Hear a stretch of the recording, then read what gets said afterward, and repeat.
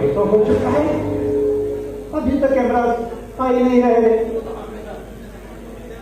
यथा राजा तथा प्रजा।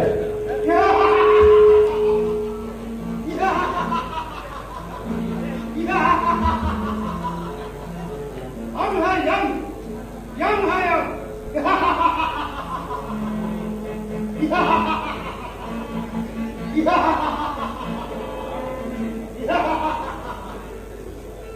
प्रणाम महाराज। आज का कार्य शुरू किया जाए। जो आज्ञा महाराज।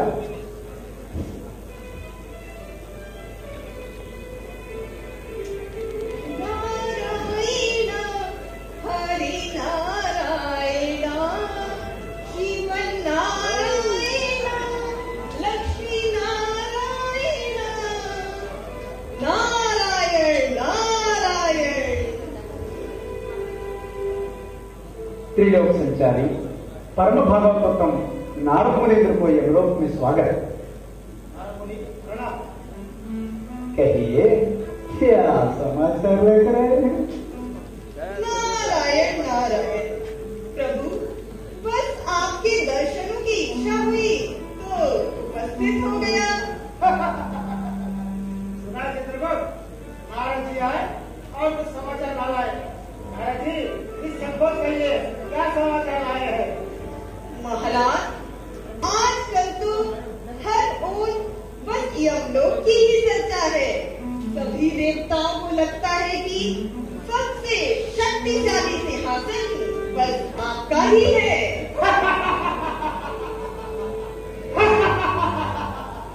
निसंकोच, सत्य वचन, सत्य वचन। किंतु महाराज, आप यहाँ सुरा सुंदरी में लीन हैं और वहाँ हर देवता आपका सिंहासन पाना चाहता है। हम है यम, यम है यम। परंतु तीनों लोकों में हमारे महाराज से कौन है समर्थवान? नारायण नारायण प्रभु, बात सामर्थ्य की नहीं है तो बात तो असंतोष की है। सबको अवसर देने की है। क्या अवसर? कैसे? जब कुर्सी के लिए हो मन मुटाव, तब एक ही है उपाय श्रीमान, चुनाव। चुनाव? यमलोक में चुनाव? हाँ हाँ, क्यों नहीं, ब्रह्मलोक में तो यही चर्चा है। क्या माजी ने निर्णय ले लिया है? जी, उन्होंने संकेत दे दिया है। महाराज, अगर ऐसा है तो हम भी चुनाव लड़ें और विजय प्राप्त करें। क्यों मैवर जी? हाँ, अति उत्तम चित्रगुप्त। चुनाव हम लड़े, क्या हम जीत पाएंगे चुनाव? क्यों नहीं महाराज। चुनाव लड़ने और जीतने के अनुभव हमें कहाँ? हाँ नारद मुनि, आप तो त्रिलोक संचारी है, आप ही कुछ मार्गदर्शन करें। महाराज, तीनों लोकों में केवल भूलोकवासी ही इस प्रक्रिया में निपुण है। वहाँ तो चाय वाले से लेकर अफसर तक सभी को इस प्रक्रिया में महारत हासिल है। मेरा मत, आप भूलोकवासियों से ही मार्गदर्शन लीजिए और अब हमें प्रस्थान की अनुमति दीजिए। तो नारद जी, दिल्ली क्या है? क्या इधर का बाबा दूसरा लोग पहुँचेगा क्या? नारायण नारायण। ठीक है, जैसी आपकी इच्छा। नारायण हरि नारायण श्रीमन नारायण लक्ष्मी नारायण। महाराज, क्या उसी से पहले मनुष्य को हम लोग ले आ सकते क्या? क्यों नहीं महाराज, मनुष्य की तिथि और समय तो हम ही तय करते हैं। ये रही भविष्यवाणी, ये रही कर्म, कुछ भी संभव है। वैसा भी हमारे नियमानुसार 8 घंटे के लिए किसी भी मनुष्य को शुद्ध चेतनावस्था में भूलोक से यमलोक लाने की इजाजत तो है। चित्रगुप्त, समस्या बड़ी जटिल है, समय कदापि व्यर्थ न करें। आज ही भूलोक से चुनाव पार्टियों को बुला लेंगे, भविष्यवाणी देंगे। वाचन प्रभु।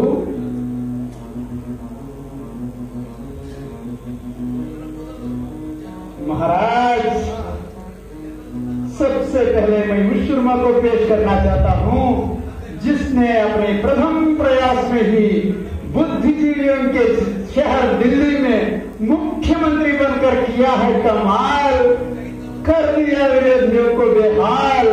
नाम है अरविंद बेनीवाल। अरविंद बेनीवाल।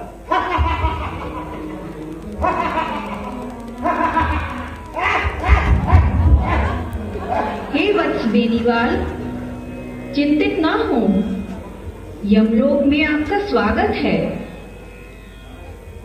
आपको सुप्त चेतन अवस्था में चुनाव के विषय में यमराज को सलाह देने के लिए बुलाया गया है।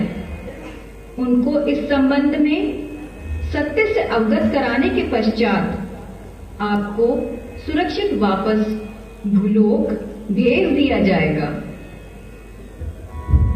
महाराज जी को मेरा प्रणाम। हे आधुनिक राजनीति के सरताज अरविंद बेनीवाल, तुम्हारी कारनामों की चर्चा से महाराज बहुत प्रभावित है। इस कला की कुछ ज्ञान व विधि पाने की कुछ मूल मंत्र हमारे साथ भी साझा करें। महाराज पहले तो ये बताइए, यहाँ कोई रिकॉर्डिंग तो नहीं है? क्योंकि आजकल के मीडिया वालों के स्ट्रिंग ऑपरेशन से सबका खेल बिगाड़ा जा सकता है। रिकॉर्डिंग क्या होता है? महाराज, ऐसी तुच्छ हरकतें सिर्फ भूलोक में ही होता है। यमलोक सिर्फ भरोसे से चलता है। कहिए, कहिए।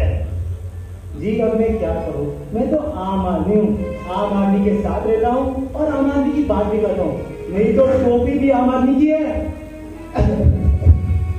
बेनीवाल, भाषण नहीं, मूल मंत्र बताइए। मंत्र क्या जी? मैं तो आम आदमी हूँ, आम आदमी के साथ रहता हूँ। असंतोष अब आक्रोश की राजनीति करता हूँ। दुनिया में हर मनुष्य में कहीं ना कहीं क्रोध छिपा रहता है। मैं उस क्रोध को जगाता हूँ, उसे सुलझाता हूँ और उसी क्रोध की अग्नि में मेरी रोटियों को पकाता हूँ। बेनीवाल, आखिर यह आक्रोश में कैसी राजनीति कर सकते हैं? जी मैं तो बहुत साफ इंसान हूँ, साफ बातें भी करता हूँ।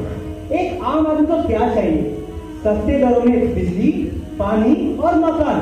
बस मैंने दिल्ली वासियों को यह विश्वास दिलाया कि बिजली का बिल बहुत ज्यादा है और अगर सरकार चाहे तो उसे कम कर सकते हैं। बस यह सुनकर उनका क्रोध पनपने लगा। फिर बिजली ना जमा करने के लिए मैंने उन्हें उकसाया और जब बिजली कट जाती है तो सबका क्रोध मिलकर आक्रोश का ज्वाला का रूप धारण लेती है और मैं इस आक्रोश को यहाँ रुकने नहीं देता हूँ। इसे खींच खींच कोने कोने चौराहों तक लेके जाता हूँ, अनशन अवतरणा करवाता हूँ। मैं तो दिल्ली के चुनाव भी इन्हीं के साथ, इन्हीं के लिए, इन्हीं के जन से लड़ाऊं ताकि ये जो आम आदमी की छवि जो है इनके साथ कायम रह सके। क्या कहा? अनशन यानी कि भूखड़ कर। महाराज जी जब मैं सत्ता में था, यानी जब मैं दिल्ली के मुख्यमंत्री था, तब भी मैंने अनशन किया था। क्योंकि ये जो आक्रोश का ज्वाला है ना, इसे कभी ठंडा नहीं होने देना चाहिए। अगर एक बार ये बुझ गया तो फिर से चलाने में बहुत पसीना हो जाएगा। मैंने पिछले 10 साल में भ्रष्टाचार चिल्ला कर इस आक्रोश को हवा दी है। बहुत कठिनाई से करिए इसके। परंतु बेनीवाल, ये भ्रम तो कभी भी टूट सकता है ना? जी भ्रम तो टूट ही गया, इसलिए मैं यहाँ पे हूँ। मैं अकेला इंसान हूँ, मैं क्या कर सकता हूँ भला? अगर आप मुझे दिल्ली के 70 सीटों में अकेले चुनौती देने के लिए स्वीकार करेंगे तो मैं अवश्य जीतूंगा। अगर आप मुझे भारत के लिए 544 बेनीवाल दे देंगे तो मैं अवश्य भारत का प्रधानमंत्री बनकर दिखाऊंगा। जी बेनीवाल, हम आप जाके इंसान जी आगे।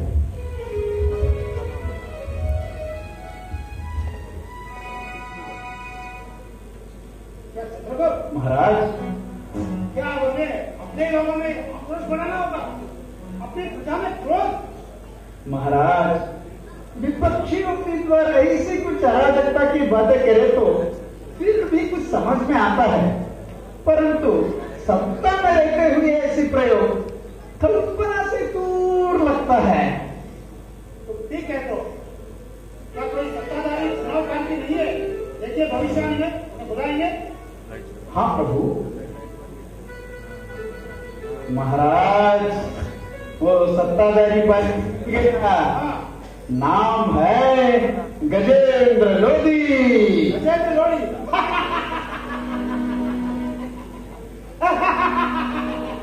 गजेंद्र लोधी।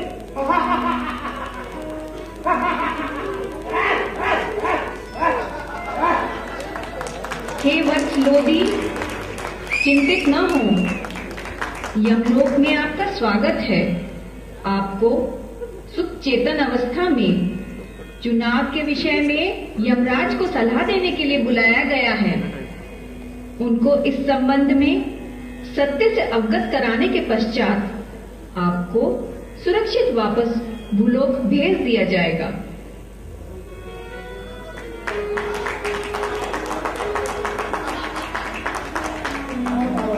हे भूलोकवासी, भूलोक पर हर जगह कमल खिलाने वाले, किसी हाथी के सहारा लिए बिना पूर्ण बहुमत से सरकार बनाने वाले गजेंद्र लोधी जी, हमारी चुनाव जीतने के कुछ मूल मंत्र हमें भी बता दीजिए।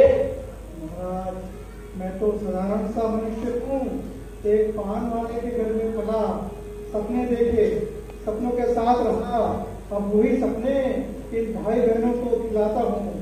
अच्छे दिन आने वाले हैं, बार बार दोहराता हूँ। दीदी, मूल मंत्र चाहिए। महाराज, इस भूलोक पर हर मनुष्य किसी न किसी चिंता से ग्रस्त है। इसीलिए या तो वह भूतकाल के बारे में सोचता है या फिर आने वाले भविष्य को लेकर चिंतित है। अब भूतकाल का तो कुछ हो नहीं सकता, इसलिए मैं उन्हें सपने दिखाता हूँ अच्छे भविष्य। वर्तमान कैसा भी हो, उन्हें चाहिए भविष्य, एक सुनहरा भविष्य। अच्छे दिन आने वाले हैं, ऐसा बार बार कहने को ही मैंने अपना मूल मंत्र बनाया है। लोधी जी, बस सपने, कुछ काम नहीं। महाराज, काम की तो मैंने बात ही नहीं की। मैंने तो सिर्फ इतना कहा कि आपको विश्वास दिलाना है उनको अच्छे दिन आने वाले हैं। उनको हो जाना चाहिए आप पर विश्वास। ये आप पर निर्भर करता है कि उनको विश्वास कैसे दिलाया जाए। सुनिश्चित तो यह भी करना है कि यह विश्वास बना रहे, क्योंकि जब तक है विश्वास, मनुष्य रहेगा आपके साथ। जहाँ विश्वास टूटा, कुर्सी से नाता छूटा। महाराज, पर ये भ्रम भी टूट सकता है। ये भरम बनाए रखना ही तो हमारी कला है। इन भाई बहनों को उनके सपनों के बाहर हम जाने देंगे, तभी तो वो जा पाएंगे ना। जैसे ठहरे हुए पानी में लगातार पत्थर फेंकने से लहरें कभी थमती नहीं, ऐसे ही इन भाई बहनों के स्वप्न रूपी लहरों को हमें जीवित रखना है। ये काम इतना आसान दिखता है नहीं, कभी कभी तो टॉपर तक बेचने पड़ते हैं।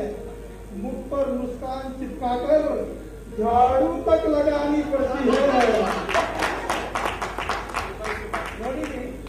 पर लोगों को सपने दिखाकर उन्हें बहलाना या फुसलाना, इससे खुद पर कुछ जिंदगी मैसेज नहीं होती। महाराज, इस भूलोक पर तो साम, दाम, दंड, भेद सब जायज है। मनुष्य क्या क्या नहीं करते। जात पात के नाम पे लोगों को लड़ाते हैं, बच्चे अनाथ हो जाते हैं, पटाखे नहीं बॉम्ब चलाते हैं, स्त्रियां विधवा हो जाती हैं। इन सब का लेखा जोखा तो होगा ना चित्रगुप्त महाराज आपके पास। जी ठीक है, अब आप जाके विश्राम कीजिए। जो आज्ञा महाराज।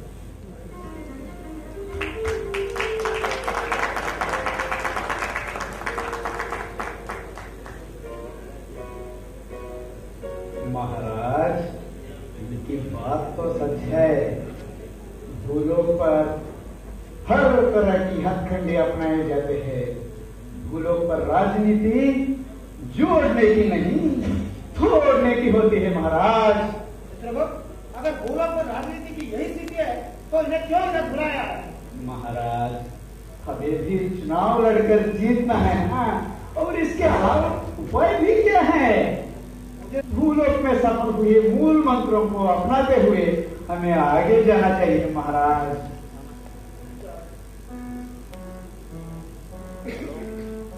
ठीक है ठीक है, तुम भी जुट जाओ, कुछ सोचो, कुछ हसीन सपने बनाओ। तुम कहते हो तो हम अपने सभी को मार देंगे, इन हसीन सपनों को लोगों में बांट देंगे। अगर यह भी काम लगा तो एक काम करो, अपने लोगों में आक्रोश और क्रोध पैदा करो ताकि वे वापस में बटे, चढ़े, लड़े और मर जाए। चित्रगुप्त, तुम क्या क्या जुगत लगाओगे? हम तो मन से हार जाएंगे, तुम क्या हमें जिताओगे? हाय, ये कैसा चुनाव का फेरा है? ये कैसा आदेश दे रहा है? हे ब्रह्मा, हे ब्रह्मा, हे ब्रह्मा!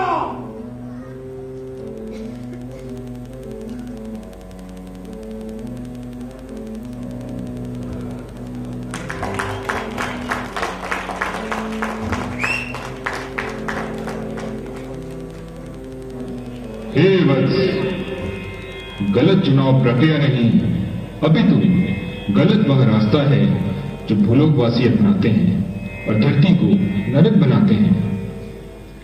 भावनाओं को भड़काकर केवल कुछ समय तक मनुष्य को उलझाया जा सकता है। वत्स, तुम्हें तो यह सिंहासन सदा के लिए चाहिए। पृथ्वी का इतिहास गवाह है कि किसी भी कूटनीति से ज्यादा समय तक कहां कोई टिक पाया। किसको अनाहत कामयाबी मिली? दिलों पर राज करने की कुंजी ना आक्रोश में बसती है, ना सपनों में सस्ती है। अच्छा वर्तमान ही सुनहरे भविष्य की तरफ ले जाता है। यदि कोई वर्तमान संवार सकता है तो उज्जवल भविष्य स्वमेव ही सुनिश्चित हो जाता है। हे वत्स, हमें तो भूलोकवासियों को यह समझाना है कि धरती को नरक नहीं स्वर्ग बनाना है। हे भूलोकवासियों, राजनीति नहीं करें किंतु राज नीतिपूर्वक करें। सपने दिखाएं किंतु साकार भी करें।